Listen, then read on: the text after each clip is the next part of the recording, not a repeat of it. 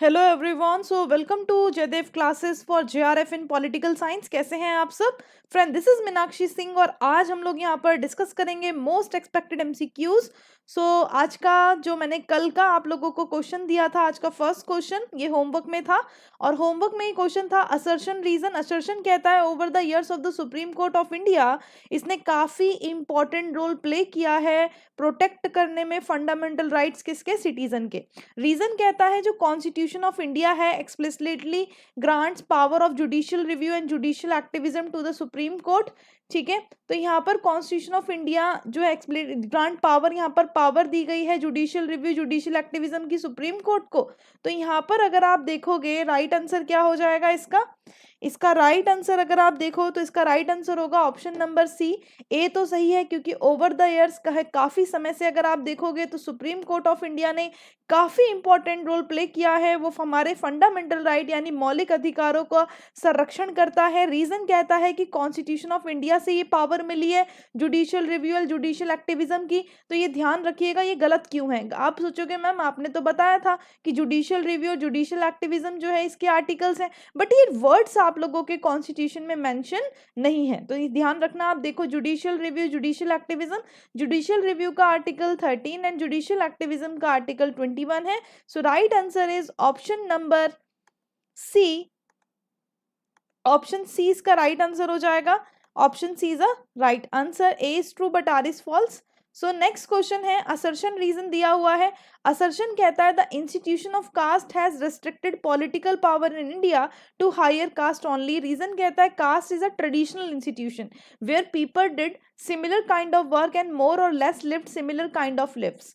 तो यहाँ पर क्वेश्चन ये दिया हुआ है कि जो इंस्टीट्यूशन ऑफ कास्ट है इसमें अगर आप देखो तो restricted political power in India to higher caste only, है ना। मतलब जो इंस्टीट्यूशन है कास्ट का, तो यहाँ पर अगर आप देखोगे रिस्ट्रिक्टेड पॉलिटिकल पावर है इंडिया के अंदर, हायर कास्ट ओनली। और रीजन कहता है कास्ट एक ट्रेडिशनल इंस्टीट्यूशन है जहाँ पर लोगों को जो वर्क थे उसके अकॉर्डिंग डिवाइड किया गया था, मोर or less lived similar kind of lives, है ना। तो इसका राइट आंसर क्या हो जाएगा? इसका राइट आंसर होगा आप लोगों का, देखो इसमें आप देखोगे यहाँ पर आपका ये तो ठीक है कि caste is a traditional institution जहां पर लोग जो है सिमिलर काइंड ऑफ वर्क करते हैं, ठीक है, कोई मोर और कोई less lived similar kind of lives, ठीक है। लेकिन यहाँ पर आप देखो जो इंस्टीट्यूशन ऑफ कास्ट ने restricted political power in India to higher caste only. So यहाँ पर क्या हो जाएगा? ये रॉन्ग हो जाएगा। तो ध्यान रखिएगा राइट आंसर होगा option number D. Which one of the following statement is not correct in respect of new public management? तो न्यू पब्लिक मैनेजमेंट के रिगार्डिंग कौन सा स्टेटमेंट सही नहीं है? तो ये मार्केट ओरिएंटेशन होता है, ठीक है, ये अपहोल्ड करता है पब्लिक इंटरेस्ट को, ये एडवोकेट करता है मैनेजर ऑटोनॉमी को, ये फोकस करता है परफॉर्मेंस अप्रेजल पर। अब यहाँ पर क्या पूछा हुआ है? नवलोक प्रबंधन से संबंधित कौन सी कथन सही नहीं है? ये मार्केट ओरिएंटेड है, मतलब ये बाजार उन्मुख है, ये पब्लिक इंटरेस्ट के लिए काम करता है, ये जो आपके प्रबंधकीय स्वायत्ता है उसको उसकी वकालत करता है, ये परफॉर्मेंस अप्रेजल यानी ये परफॉर्मेंस पर, यानी परफॉर्मेंस यानी क्या हो गया, हिंदी में क्या बोलेंगे परफॉर्मेंस को? जो भी कार्यवाही है, एक तरह से जो भी काम हो रहा है, ठीक है, तो उसमें काफी अच्छे होते हैं, ये फोकस करते हैं। सो इसका राइट आंसर क्या होगा? आपको बिल्कुल साफ साफ नजर आ रहा होगा कि ये पब्लिक इंटरेस्ट के लिए काम नहीं करते भाई, क्योंकि न्यू पब्लिक मैनेजमेंट अगर आप देखोगे 1990s में आया था और इसके अंदर न्यू पब्लिक मैनेजमेंट जब कोई, जैसे आपने सुना होगा कि कोई भी गवर्नमेंट जो होती है, ठीक है, तो वो टेंडर देती है, वो किसको देती है? प्राइवेट वाले को, है ना। तो यहाँ पर प्राइवेट वालों को वो टेंडर क्यों देती है? Because of 3 Es. तो 3 ईज अगर आप देखोगे, जो 3 ईज है ना, ये तो E for economy, E for efficiency and third E is effectiveness. तो यहाँ पर अगर आप देखोगे इसकी वजह से कि यहाँ पर अच्छे से काम हो पाए, पैसा कम लगे, इफेक्टिवनेस से तरीके से काम हो, है ना। तो ये ध्यान रखना। तो ये क्या पब्लिक इंटरेस्ट के लिए काम करती है? अगर प्राइवेट वाले करेंगे तो वो प्रॉफिट के लिए काम करेंगे, वो पब्लिक इंटरेस्ट के लिए क्यों करेंगे? ये मार्केट ओरिएंटेड होता है, यस। ये मैनेजर ऑटोनॉमी को एडवोकेट करता है, ये फोकस करता है परफॉर्मेंस अप्रेजल पर, बिल्कुल ठीक है, परफॉर्मेंस अप्रेजल पर इनका मेन फोकस होता है। नेक्स्ट क्वेश्चन है who among the following use the idea of drain of wealth? For the first time in relation to the British colonial rule of India. तो आप सभी को पता ही है, आज हमने जो हमारे प्लस स्टूडेंट्स हैं तो उनके साथ मैंने आज ये डिस्कस भी किया था, ड्रेन ऑफ वेल्थ थ्योरी किसकी है, तो आप सभी को पता है दादा भाई नौरोजी, है ना। ड्रेन थ्योरी अगर आप देखो, जो ड्रेन ऑफ वेल्थ थ्योरी है फर्स्ट टाइम किसने बताई थी, ब्रिटिश कॉलोनियल रूल। तो यहाँ पर दादा भाई नौरोजी क्या करते हैं, दादा भाई नौरोजी जी ने यहाँ पर बताया कि किस तरह से जो ब्रिटिशर्स हैं वो हमारा एक्सप्लॉयटेशन कर रहे हैं और जितना भी पैसा और वो सब है तो वो उसको कैसे बाहर ले जा रहे हैं। ठीक है, ये चीज ध्यान रखना। नेक्स्ट क्वेश्चन है यहाँ पर, doctrine of two swords believe करता है man is place before the two authorities, यहाँ पर आप देखोगे ecclesiastical and temporal on earth, one sword means ruler, another sword commoners. ठीक है, और state should come under the control of church, state is free to challenge the church. तो यहाँ पर राइट आंसर क्या होगा, डॉक्ट्रिन ऑफ टू स्वर्ड्स। तो दो तलवारों का सिद्धांत आप सभी को पता ही होगा, ये है ना, ये क्या है, दो तलवारों का सिद्धांत है।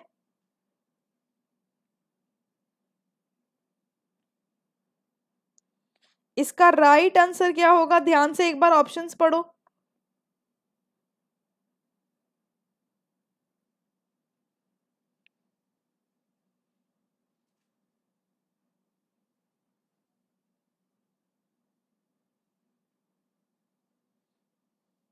इसका राइट आंसर हो जाएगा आप लोगों का ऑप्शन नंबर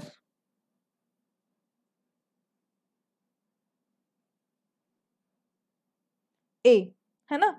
यहां पर अगर आप देखो ऑप्शन नंबर ए इसका राइट आंसर होगा, doctrine of two swords believe करता है man is place before two authorities, ecclesiastical and temporal on earth. ठीक है, ये मानता है, तो ध्यान रखना। अच्छा, ये थ्योरी दी किसने है, तो सेंट पीटर ने, है ना। सेंट पीटर एंड पॉल जो है इस थ्योरी को बताते हैं। तो ध्यान रखना, इसमें चर्च की बात की गई है ना, चर्च की बात की गई है, ये ध्यान रखना। स्पिरिचुअल पावर की बात की जाती है यहाँ पर, theory of supremacy of the spiritual power को बताया जाता है किस पर, ओवर द टेम्परल।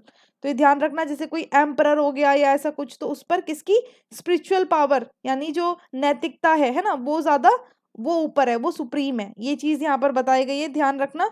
तो पॉप बॉनीफेस इन्होंने इशू किया था टू स्वर्ड्स डॉक्ट्रिन को। अगर क्वेश्चन आता है कि किसने इशू किया था, तो पॉप बॉनीफेस एट। ठीक है, पॉप बॉनीफेस एट ने किया था। और इसके कौन है भाई, सेंट पीटर एंड पोल, है ना, ये लोग बताते हैं।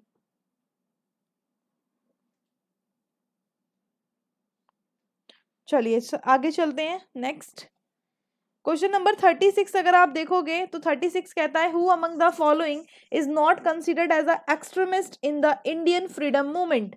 यहाँ पर आपको बताना है कि कौन एक्सट्रीमिस्ट नहीं है। ठीक है, गरम पंथी बिपिन, अगर आप देखोगे बाल गंगाधर तिलक, बिपिन चंद्रपाल, औरबिंदो घोष, या फिर गोपाल कृष्ण गोखले। तो यहाँ पर अगर आप देखोगे इसका राइट आंसर क्या होगा, बिल्कुल गोपाल कृष्ण गोखले। आप देखोगे ये एक्सट्रीमिस्ट नहीं है। बाकी यहाँ पर देखो बाल पाल तो आपको यही नजर आ गए होंगे, लाल नहीं है बस। लेकिन अगर आप देखो औरबिंदो घोष इन्हीं को फॉलो करते थे, इन्हीं को फॉलो करते थे ना ये। चलो नेक्स्ट क्वेश्चन, कौन सी बुक नहीं लिखी जॉन स्टुअर्ट मिल ने, principles of political economy, utilitarianism, subjection of women, या क्लासिकल यूटिलिटेरियन। तो ये आपको बताना है कौन सी बुक नहीं लिखी है हमारे जॉन स्टुअर्ट मिल ने।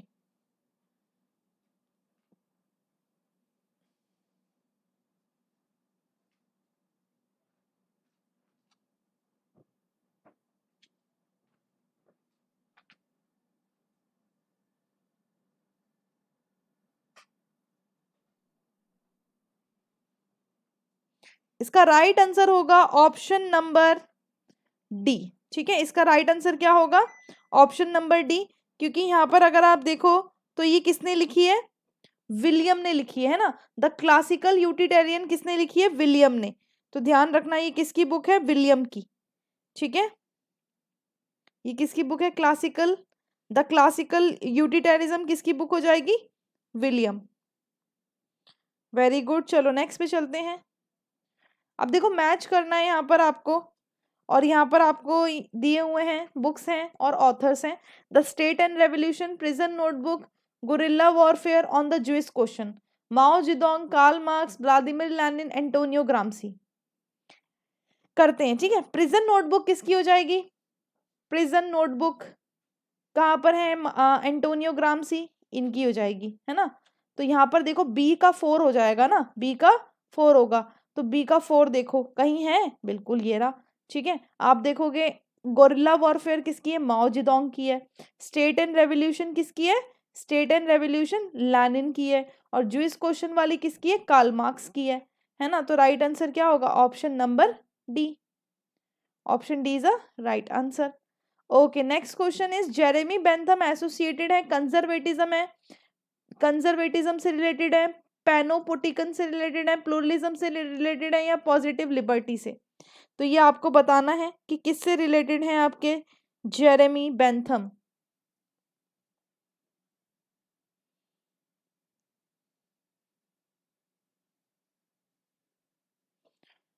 जेरेमी बेंथम एसोसिएटेड है, राइट आंसर हो जाएगा ऑप्शन नंबर बी, पैनोपोटिकन। ठीक है, ये क्या होता था पैनोपोटिकन? अगर आप देखो तो ये आप सोचोगे भाई क्या है ये, तो एक टाइप ऑफ इंस्टीट्यूशनल बिल्डिंग होती थी, सिस्टम होता था, कंट्रोल करने के लिए ऐसा डिजाइन किया गया था। ठीक है, एक तरह से जैसे प्रिजन होता है, जो प्रिजन होता है आपका, है ना, उसकी तरह ही बनाया जाता था, ये ध्यान रखना। ठीक है, ये बिल्डिंग होती थी। ठीक है, इसके अंदर अगर आप देखोगे ये जो पैनोपोटिकन है एक डिसिप्लिनरी कॉन्सेप्ट है। ठीक है, जिसको कौन बताते हैं? जेरेमी बेंथम बताते हैं। ठीक है, और यहाँ पर उन्होंने क्या बताया? यहाँ पर प्रिजन सेल्स को बताया है। प्रिजन सेल्स जैसे जेल होती है, जेल के अंदर एक एक सेल होती है, उसको बताया है यहाँ पर। ठीक है, जैसे गार्ड करने के लिए, देखने के लिए, है ना, तो ये सब चीजें। नेक्स्ट क्वेश्चन है, अरेंज करना है थिंकर्स को क्रोनोलॉजिकल ऑर्डर में, कौन पहले आएगा फिर कौन आएगा, ये करना है। तो आप यहाँ पर देखो राइट आंसर आपका ए हो जाएगा। जेएस मिल पहले आएंगे, फिर कार्ल मार्क्स, फिर हन्ना अरेंट, फिर माइकल सैंडल। ठीक है, ये ध्यान रखना, राइट आंसर इज ए। चलो, ये आप लोगों के होमवर्क के लिए क्वेश्चन है, इसका आंसर आपको कमेंट बॉक्स में करना है। Provisions related to the emergency were added to the Indian constitution in the light of the constitution of Germany, United Kingdom, United States या जापान। जो प्रोविजन है इमरजेंसी से रिलेटेड हमारे कॉन्स्टिट्यूशन में ऐड किए गए, तो वो कहाँ से लिए गए हैं? वो जर्मनी से लिए गए हैं, यूनाइटेड किंगडम से लिए गए हैं, यूनाइटेड स्टेट से लिए गए हैं, या जापान से लिए गए हैं। Thank you so much. And अभी मेरा मोस्ट इम्पॉर्टेंट जो है कोर्स अभी चल रहा है, practice course on political science, और एक काफ़ी इंपॉर्टेंट कोर्स मेरा स्टार्ट भी हो रहा है। तो अगर आप यूपीएससी की तैयारी कर रहे हैं तो आ सकते हैं, डेली क्लास होती है 4 PM, Jaidev classes for JRF Telegram link है, आप सभी आ सकते हैं, वहाँ पर आप लोगों को सारी पीडीएफ्स और वो सब चीज़ें मिल जाती हैं। एमसीक्यूज कोर्स चल रहा है पॉलिटिकल साइंस पर।